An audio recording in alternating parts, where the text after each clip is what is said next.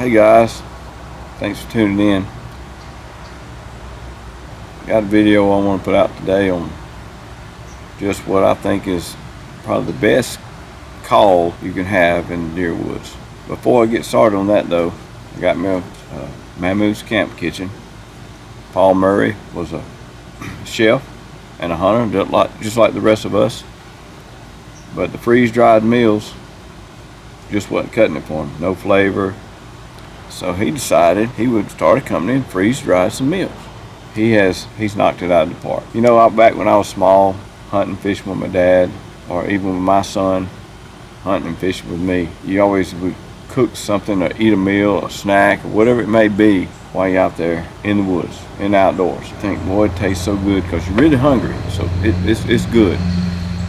You know, my son would say, and I would always think, well, when I get home, we could just make a meal out of this. But when you get home, that meal that you thought was so good in the woods, it's just not that good at home, just because you're not as hungry.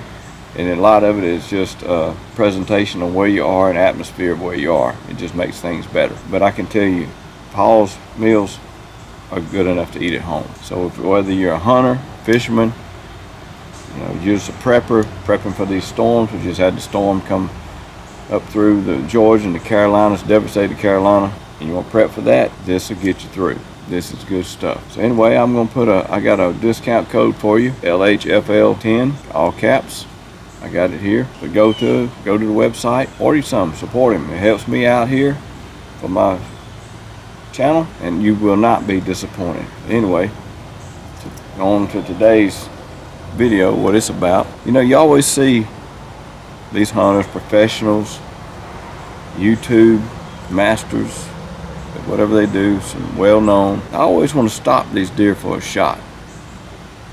And this meh, crying to grunt, doing a meh, I cringe every time. I've seen so many hunters try to stop deer that way, and sometimes it can spook them.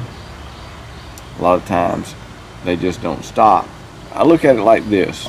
You're out there in the deer woods. You're in his house, his bedroom, his whatever. Most of the time, especially that big buck, if he's walking through there, if he knows there's no other deer around, it's a peaceful, quiet afternoon. It's got into that deer 30 and it's just quiet. Wind is quit blowing, it's quiet. He knows nothing's around. And you throw a meh at him to try to make him stop. That's just like someone hollering at you at 2 in the morning when you're going to the bathroom, up out of bed going to the bathroom, going, hey, in your house. You're going to jump out of your skin.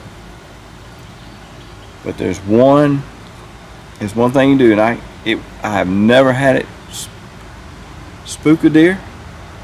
They might not stop on the first time, and sometimes I might not stop at all, but it does not make them run to the next county. And that's just a plain and simple, just a whistle. You do that, 9 times out of 10 they're going to stop and look, because they can't really tell where it came from. They're not used to hearing that. They're used to hearing these grunts and these mans and these bellows, and they can zero in on that. And they also know, hey, guess what? I haven't seen any deer in this area. I haven't heard any deer as I'm approaching. And all of a sudden I got a meh in my ear.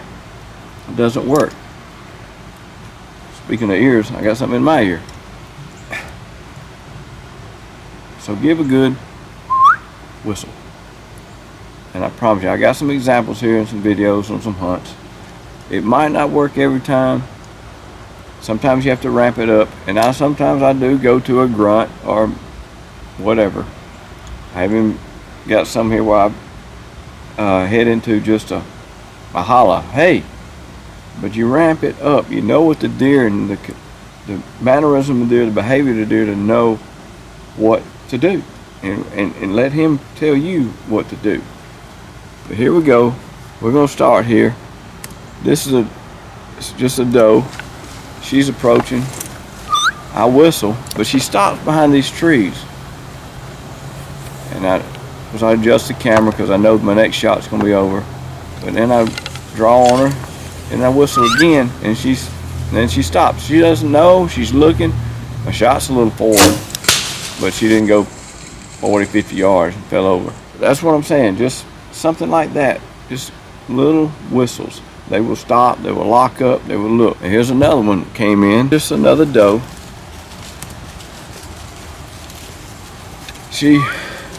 I whistle. I don't think I whistled. Yeah, I whistled, she stopped, but I cut a limb. You see there's a limb there that I cut. Don't know what happened to my arrow. It went over her back 10 feet. But she's still standing there. You can see the limb right about where I need to shoot her if I had was full drawn right now, sticking. If that was a pin on my bow, I could just let it go, couldn't I? She finally walks. I'm hid behind that pine tree. She really can't see me. I got a pine tree growing up in front of the tree I'm on. If she walks, I get behind the tree. You know, sometimes you just got to go. Deer's out there, you know, danged if you do, danged if you don't. The arrow know you're around, just grab your arrow and knock it. She draw, and then she takes run. I whistle at her to stop her, because again, she doesn't know what's going on, so I stop her. That allows me to hitch up, and I'm behind this pine tree. Most of my torso, everything's covered. I get in a second shot. It doesn't happen like that always, but sometimes it does. And you know, you have nothing to lose, so why not? But the whistle confuses them, makes them interested, curious animals, and the whistle makes them just enough curious to hang around. So here's a deer video I've had out, but he came in. Somehow or another, he got my scent. I don't know what. He picked up just a little bit of something that got him curious. And he is not liking it. He starts crawfishing on me. But I'm waiting to draw a lot of limbs. I want him to come on up. He's only about 26, 7 yards. But it's just not a good shot angle.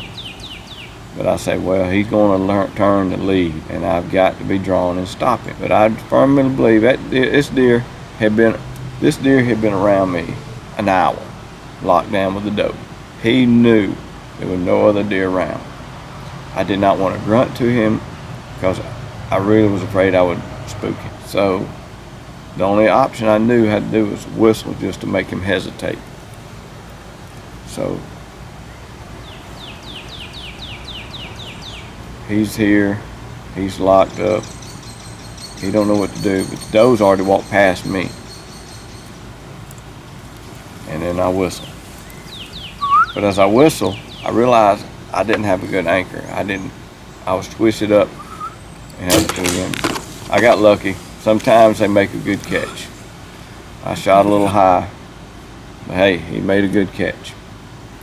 You know, we've all had them make good catches. Now, here is a buck that's trailing a doe.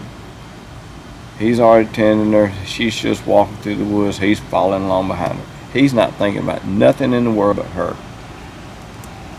I look up and I see him. He's coming. I whistle. As you can see, he's not hearing me. He's not paying attention. Doesn't care. He's just focused. He is ADD'd on that doe. But finally what I did is, like, see, I grunted to him. But that's what I call ramping it up. You ramp it up. You don't start with that grunt. You feel them out first. I think here's the last one fixing to go to.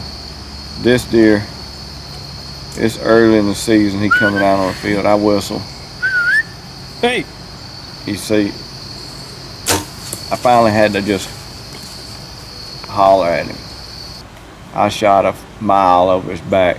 What I didn't know is that my adjustable sight to stop had set screw to stop it. When I bottomed it out on 20 yards, had backed out. And when I had bottomed it out, the gears of the adjustment had overrode themselves.